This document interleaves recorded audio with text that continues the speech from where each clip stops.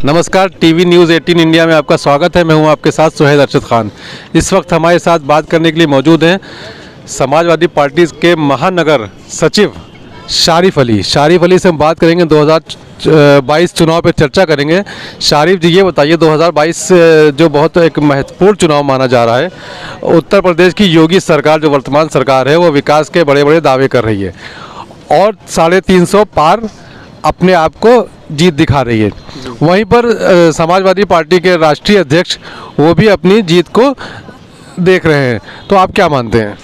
देखिए, जिस तरह से इनका पहले नारा था, अगर ये पहले जो नारा इनका चलता चला आ रहा है कि इन्होंने पहले भी कहा था कि अब की बार 400 पार, ये एक नारा अपना लगा रहे हैं, मगर जनता ने जिस हिसाब से इनको देखा कि ये ना इन्होंने विकास किया है ना इन्होंने कोई काम किया है, जो भी जगह है सिर्फ वो उसका नाम बदलने का सिर्फ ये काम कर रहे हैं, तो इसलिए जो इनका जो दावा है ये अब की से ये दावा इनका काम नहीं आएगा।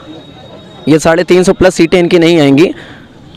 ये जो स्वामी प्रसाद मौर्य जो एक समाजवादी पार्टी में आज शामिल हो गए हैं अपने दल के साथ में, इसको समाजवादी पार्टी किस नज़र से देखती है? क्या ये जीत के देखिए, समाजवादी पार्टी में पहले भी सभी के लिए, सभी वर्ग के लिए दरवाजे खुले हुए थे, सभी पार्टी वालों के लिए दरवाजे खुले थे। समाजवादी पार्टी जो है वो सब धर्म पार्टी है, सभी धर्म को एक समान मानती है, तो इसीलिए राष्ट्रीय अध्यक्ष जी कहते हैं कि जिसको भी आना है उसमें आप लोग के लिए दरवाजे हमेशा खुले हैं, आप जब समझ आए तब आ जाइए आप हमारी पार्टी में। तो उनको बेहतर लगा, तो उनको पहले वो बसपा में थे, बसपा छोड़ के उन्होंने भाजपा ज्वाइन करी थी। उनको शायद लगा कि हमको बसपा से ज़्यादा भाजपा में इज्जत मिलेगी, पर जैसे तैसे उन्होंने, अब वो जब शामिल हो गए तो जैसे तैसे उन्होंने अपने 5 साल, अपने जो कार्य के 5 साल उन्होंने उसको पूरे किए। उसको पूरा करने के बाद में जब उनको ये लगा कि हमारी इज्जत जिस तरह से रहती है और जनता जिस तरह से हमारे ऊपर विश्वास करती है, वो विश्वास उनको वापस रखने के लिए मुझे समाजवादी पार्टी की ही सरकार में शामिल होना पड़ेगा। असरुद्दीन ओवैसी 100 सीटों पे चुनाव लड़वा रहे हैं, बसपा भी 403 सीटों पे चुनाव लड़वा रही है। वहीं कांग्रेस ने महिलाओं को 40% जो है आरक्षण दे दिया है, 40% टिकट महिलाओं को दे दिया है। तो इससे महिलाओं में काफ़ी जोश है उत्तर प्रदेश में, ये देखने को मिल रहा है। उन्होंने वादा किया है कि हम स्कूटी देंगे महिलाओं को, लैपटॉप देंगे। आपको नहीं लगता कि कांग्रेस का इस बार अपने जो दावे कर रही है उसका कुछ असर आएगा?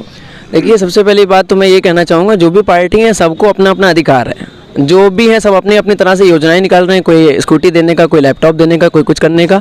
मगर सीधे तौर से ये देखा जाए कि हम अगर इस जालिम हुकूमत से अगर कोई सामना कर रहा है तो वो सिर्फ समाजवादी पार्टी कर रही है, और अन्यथा इसके अलावा दूसरा विकल्प हमारे पास नहीं है दूसरे को वोट इस टाइम पे वो करना, क्योंकि जो चलता कारवां जो दिख रहा है वो समाजवादी का ही दिख रहा है।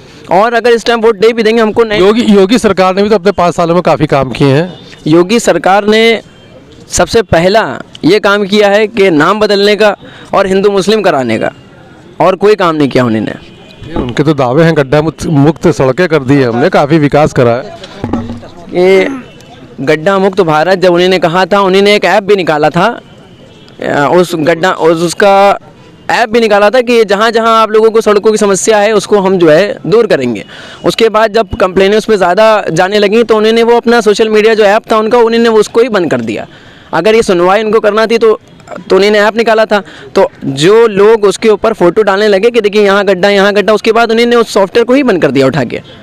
शारिफ जी, ये बताइए, चुनाव में पार्टियां एक दूसरे पर आरोप प्रत्यारोप लगाती रहती हैं, लेकिन नहीं होती तो महंगाई के मुद्दे पे बात नहीं होती है और जनता के असल मुद्दों पे बात नहीं हो पाती, ऐसी क्या वजह है? देखिए, महंगाई पे जैसे भारतीय जनता पार्टी ने कहा था कि फ्यूल है 100 में, 95 में, 90 में मैं इसको जो है 35 रुपये 70 रुपये, ऐसा उन्होंने इतना रेट बताया था कि मैं इतने में रेट में उसको ले आऊँगा। पर आज आप देख लीजिए कि अभी पेट्रोल 110 रुपये तक के पहुँच गया था और कहीं से भी महंगाई कम नहीं हो रही है। और पिछली सरकार में फिर भी कुछ गनीमत थी, जो सरकार थी केंद्र की उसमें कुछ गनीमत थी। अब इसमें आप देख लीजिए कि सब जिस तरह से उन्होंने कहा था कि महंगाई कम होगी, किसानों को जो है आय मिलेगी और किसानों का जो है सम्मान होगा, कुछ नहीं। किसान आज देख लीजिए कितना समय हो गया उनको, किसान आज आंदोलन पे बैठे हुए थे। किसान आंदोलन हटाने का मतलब क्या लगता है आपको कि एक साल पूरा वो किसान बैठे अपने आंदोलन पे, एंड इलेक्शन के वक्त ही जो है किसान आंदोलन को वापस कराया है? अब इन्होंने इस टाइम पे इसलिए शर्त मान ली कि इनको मालूम था कि अगर इस टाइम हम इसको नहीं ख़त्म कराएंगे तो हमारे पास जो वोट पड़ने वाले हैं हमको वो वोट नहीं मिलेगा।